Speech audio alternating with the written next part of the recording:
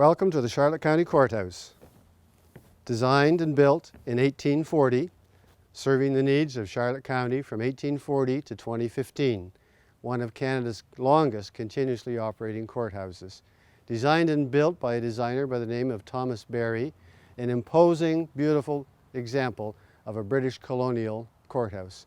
Let's go inside and have a look.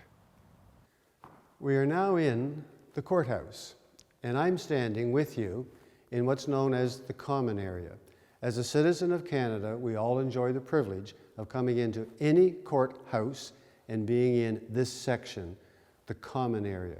The same term applies when you travel to our national capital region, to Ottawa.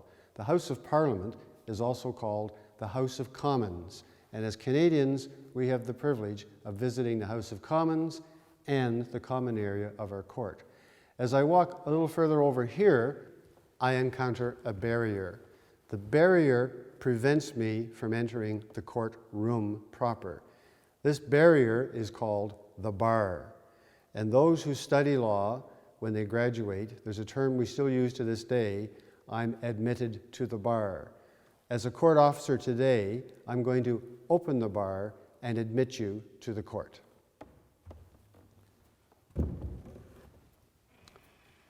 Now, this is the Barristers Table on my left. There is no particular location for the prosecutor or for the defense, because the concept here is that lawyers come to the court to illuminate the court, to assist the court in making its important decisions. This is the original Barristers Table, dating back to 1840, and to authenticate that, I'll point out that in the open drawer, the High Sheriff of Charlotte County, one Thomas Jones, in October of 1844, obviously at an idle moment, took out his penknife and in fine penmanship carved his name and the date, October 1844, in our wonderful Barristers Table drawer. To my right is another bar, and this particular bar is representative of the prisoner's box. Prisoner would be brought into the courthouse if he or she was in custody, if they were in shackles or handcuffs. They would be removed before they entered into the courtroom. Everyone is a free person coming into the courtroom. It's the court's decision of whether somebody bears any guilt or not. Prisoner would be placed inside the prisoner's box, the door would be closed, and a bailiff would stand guard at the end of the bench. Now, as much as the handcuffs and the manacles may be removed, inside this bench, you'll note there were two notches. A chain would have been placed in there and placed around the prisoner's ankles if there was a fear the prisoner may attempt to escape or may attempt to attack someone in the court. Now, I've left the prisoner's box. When the prisoner was called to give his testimony, the expression we use even to this day is, "Would the prisoner please take the stand?" This is the stand. The prisoner would step into the stand and stand here until his examination was over. That could be 3 minutes, it could be 3 hours. One of the concepts under British common law was that the more uncomfortable the accused was, the greater the probability he might tell the truth. Not so sure that would work today, but this was a particularly uncomfortable place to be in this courtroom. The modern day convention for the prisoner's stand would be a box where the accused and those others giving testimony would be seated, so the stand is no longer used. Beside me here are the original jurists' benches. We use the term jury today, but the older term was a panel of peers. These Windsor-style benches were handcrafted in 1838 and have been in the courthouse ever since. One can only imagine 12 husky men seated on these two benches for a 3 or 4 or 5 hour trial. Certainly could have been very comfortable. Directly behind these benches is a tableau which really has nothing to do with the court, but absolutely everything to do with this wonderful little town in which the court was built. The town of St. Andrews was founded in October in 1783, and the reigning monarch was George III and his wife Charlotte. So when the British engineers laid out this wonderful little town, they did it in what's called a British plat, which quite simply put is a grid pattern that runs from the north to the south, the east to the west, and the engineers obviously had to find names for the streets. Well, it wasn't much of a challenge for them, because any Loyalist town or city would always take its principal street, i.e. the street that divided the town in half, its largest street, and always named it after the king. So there were two choices. It could be King Street, or it could be George Street, because George III was the king. St. Andrews chose King Street.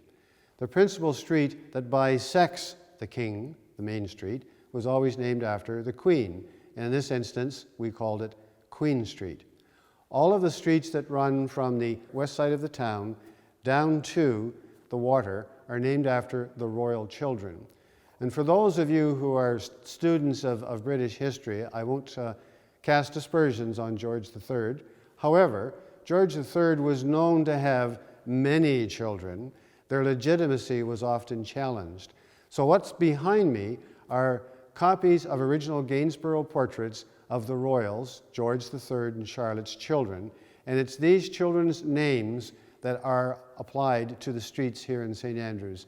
Everything from Adolphus and Augustus, Patrick, William Henry. Now, when they ran out of legitimate children, there were a couple of other major streets that needed to be named. So we had both the governor, Governor Parr, and two military leaders, Montague and Carleton. Two other streets which represent the royal family but don't carry a name is the firstborn male in the royal family carries the title the Prince of Wales. So our most westerly street is Prince of Wales. Another street that carries the name of the firstborn female, carries her title actually, is Princess Royal. So the original Gainsborough photos are together as a group.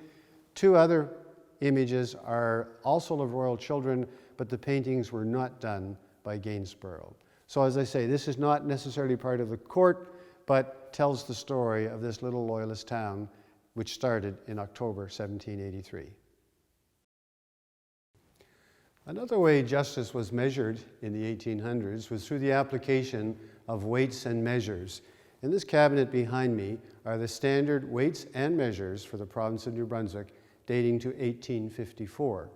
Those of you who are a little older, like I am, will appreciate some of the types of measurement that are in this particular cabinet.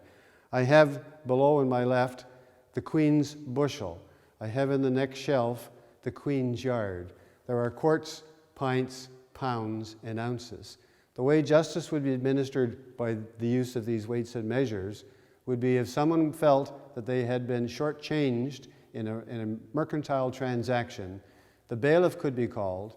He could take the official weight or measure to the place of sale and actually make the measurement. If the measurement did not measure up, then the vendor would be fined on the spot. For example, the Queen's Yard would likely have been used often in St. Andrews. A sailor would coming to town, having arrived here from the British West Indies, having lost the front sail due to storm, would probably go to the canvas seller and buy 50 yards of canvas. The canvas seller would then transport the canvas to the sailmaker, or as they were called then, the sheet maker. The sailmaker would start to make my sail, but if there wasn't enough canvas, he might call back to me, who made the purchase, and say, I believe you've been short-sheeted. To verify, I could come to the courthouse, ask the bailiff to take the royal yard down to the sailmaker, and if what was measured was not what I had paid for, then the vendor would be charged with short-sheeting on the spot. So this would apply for dry measure, wet measure, lengths, weights, and distances. It would also be used to settle disputes. It would also be used to calibrate scales and measurement tools that the vendors used downtown. I hope you've enjoyed this short tour of the Charlotte County Courthouse. We're open seasonally, and we invite you and your friends and neighbors to come and join us anytime. Bye for now.